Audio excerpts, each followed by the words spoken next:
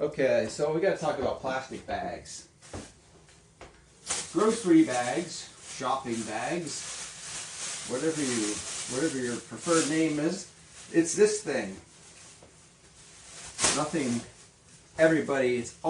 We've all seen the plastic bag, the grocery bag, and it's absolutely been ubiquitous. Pretty much anywhere you go shopping, you'll find plastic bags. At least around here we still have them. Certain places, starting, I don't know when it was, maybe 10 to 15 years ago, somewhere in that time, certain areas in the United States and overseas started to restrict the availability of plastic bags at grocery stores. And a lot of it was driven initially by, and still kind of is, by environmental concerns.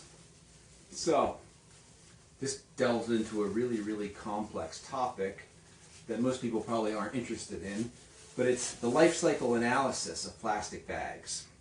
So this morning I had a radio on one of these NPR weekend news shows where they basically were talking about the news from the week in a sort of comical way. And somebody apparently had done a life cycle analysis on plastic bags with regard to their greenhouse gas emissions, also known as carbon footprint. That's the popular term we use. And they determined that the manufacturing of a canvas, so you know those canvas reusable shopping bags that are promoted as a more sustainable alternative to the plastic bag, somebody did a life cycle analysis that determined that the manufacturing a canvas shopping bag generated 7,000 times as much carbon dioxide emissions as one of these bags, which means that you would have to avoid the use of 77,100 of these bags to effectively null out the greenhouse gas emissions from making all the plastic bags. And it sounds like it's sort of a punt to the libertarians who basically for years and years and years have been bemoaning the restrictions on plastic bags as government overreach and infringing on our individual freedoms, you know, the classic sort of anti-environmentalist kind of stuff that you get sometimes when these things happen. But that's assuming that the reason for restricting plastic bags is because of greenhouse gases. This is where people get very confused. The restrictions on plastic bags have absolutely nothing to do with greenhouse gas emissions. They have nothing to do with global warming. They have nothing to do with carbon footprints. They have everything to do with this bag ending up blowing around and getting into the trees along the highway, becoming an eyesore, becoming a hazard to wildlife, getting into the waterways, ending up in the ocean where this thing floats around like a jellyfish in the water and becomes eaten by marine wildlife. That is the reason for the restrictions on plastic bags. All right? It's not because of global warming. Because at the end of the day, this bag is 6 grams of material. I have a scale here and can measure the weight of the bag, hopefully. There it goes. And we can see that there's almost very little stuff in these bags. Okay? Grams, 0 grams. So 6 grams. 6 grams. That's like nothing. Hence the reason that the bag will blow in the breeze so readily, because it's very light.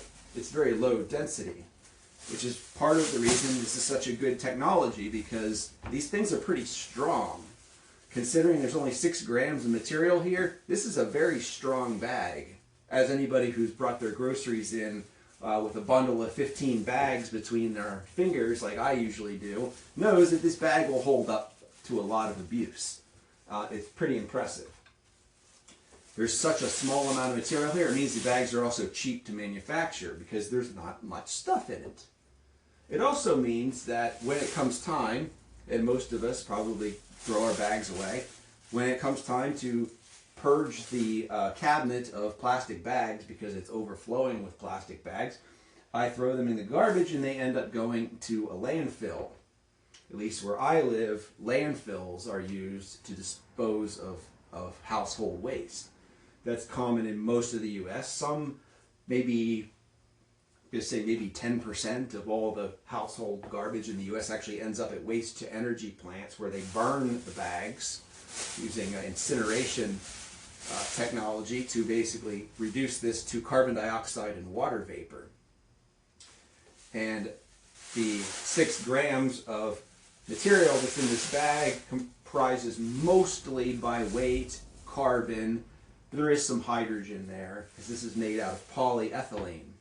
Polyethylene is the formula C2H4. So you got 2 carbon atoms and 4 hydrogen atoms on that molecule, repeated over and over and over again to make a polymer.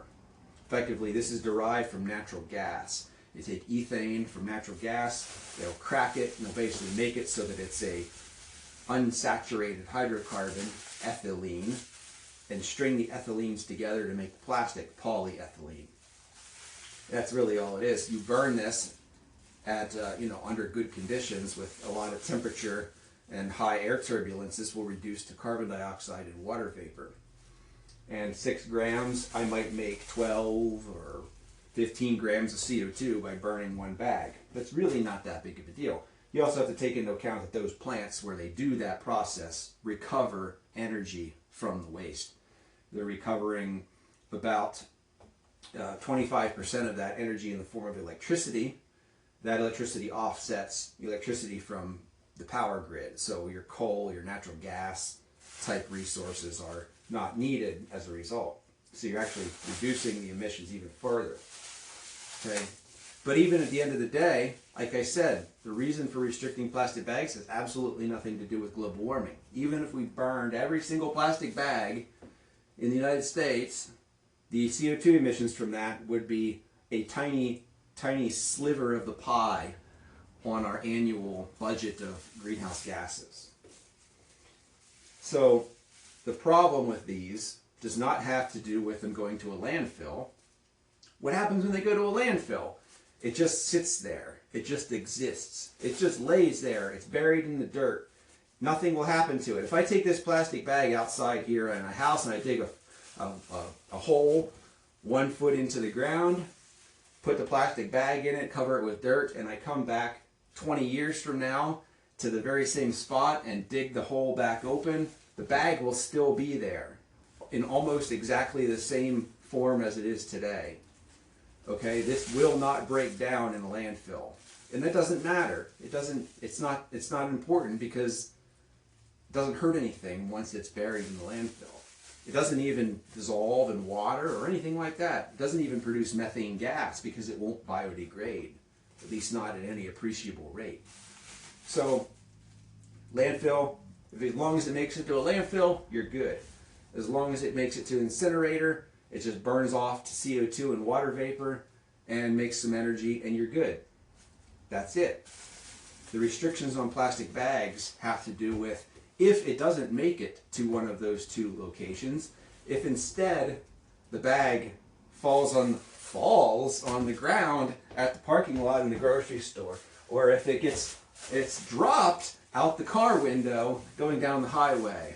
That is how plastic bags become an environmental nightmare when they are improperly disposed of, mostly by littering, either intentional or accidental littering. When you throw plastic bags on the ground, the wind takes this thing for a wild joyride until it either gets stuck in a tree someplace or it ends up in a waterway and it goes to the ocean and it becomes a big jellyfish. It floats around in the ocean for years and years and years. Eventually, unless a person comes along, a good Samaritan, and picks the bag up and disposes of it to a proper location like a landfill or an incinerator, the bag will continue to exist, and if it's exposed to sunlight, it will photodegrade. So anybody who's ever been on a litter pickup and you have the bags and it's stuck in the bushes or in the leaves and you grab a hold of it to throw it in your litter bag, and it just turns into a million little pieces, that's because the sunlight has broken the bag down. And the sunlight has taken that UV radiation, it has cleaved apart the polymer, and it's formed many, many, many fragments of little plastic pieces that now are even more able to blow around and just get everywhere. And in the ocean, the bag eventually will turn from a giant jellyfish into smaller and smaller and smaller ones until the point where it resembles like basically plankton, and organisms just eat it, and it just becomes part of their diet. You know, we get these big fish and they cut them open and look, you know, for fishing, and look in there and there's pieces of plastic inside this animal. Like, how did that get there? Huh? Because the bag did not make it to a proper disposal. It ended up becoming garbage and litter in the environment. So that's why plastic bags are the problem they are. And I'm the sort of libertarian side of me looks at that. Oh, well, that's a behavior issue. That's a social behavior issue. That's because irresponsible human beings are improperly disposing of the bags. Okay, but can we prevent that? Okay, let's say that we say, all right, you get caught disposing of plastic bags, it's a year in jail.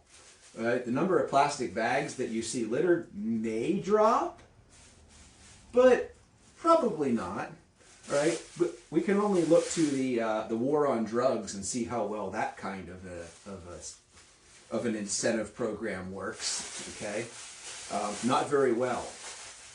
So ultimately, just like a drug, we are addicted to plastic bags. We love these bags, and whenever they got threatened to be taken away, a lot of people got very angry because it's an inconvenience. Requires you to either have your own bags, take them to the store, or use paper bags that they offer, which, you know, in a lot of ways aren't as good. They don't have these nice handles on them. They're just more awkward to carry. Carrying a boatload of groceries with two hands and the bags between the fingers, like I usually do, is not possible with paper bags.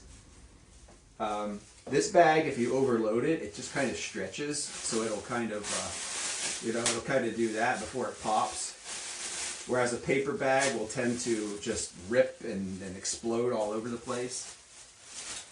So there are serious advantages to these bags. And a paper bag is probably going to weigh more than 6 grams.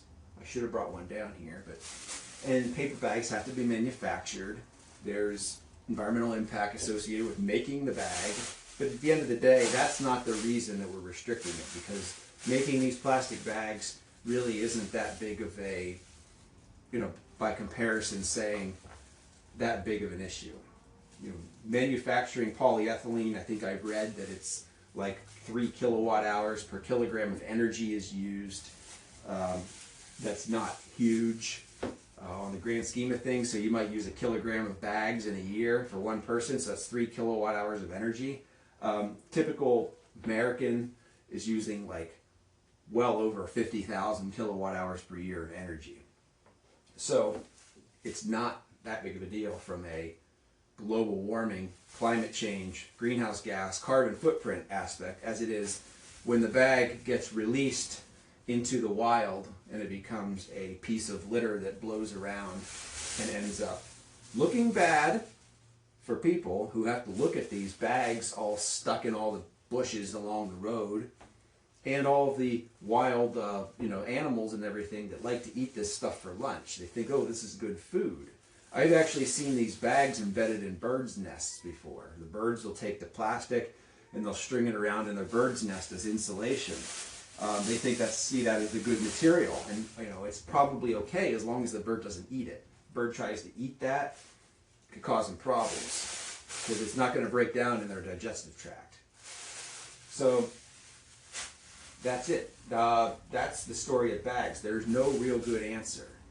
I would love to be able to say, well, people just need to learn to properly dispose of these bags. They just need to not litter. But my feeling of doing litter cleanup for many years now, both just along the street out here and in organized pickup events, is that you could tell people until they're blue in the face to stop littering, and they'll continue littering. Some of them will litter even more if you tell them to stop littering.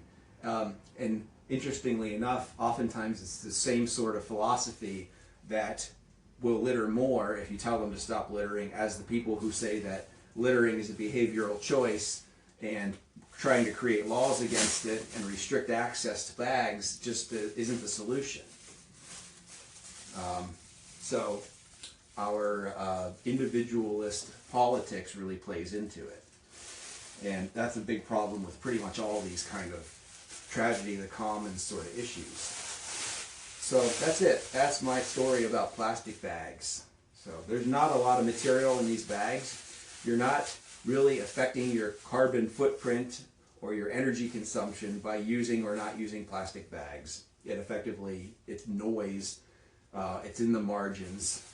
But the bigger issue is make sure that the bag finds its way to a proper disposal, to a garbage can, so that it can be properly managed as waste versus ending up along the road or in the water or in the ocean. So that's the story. 6 grams per bag.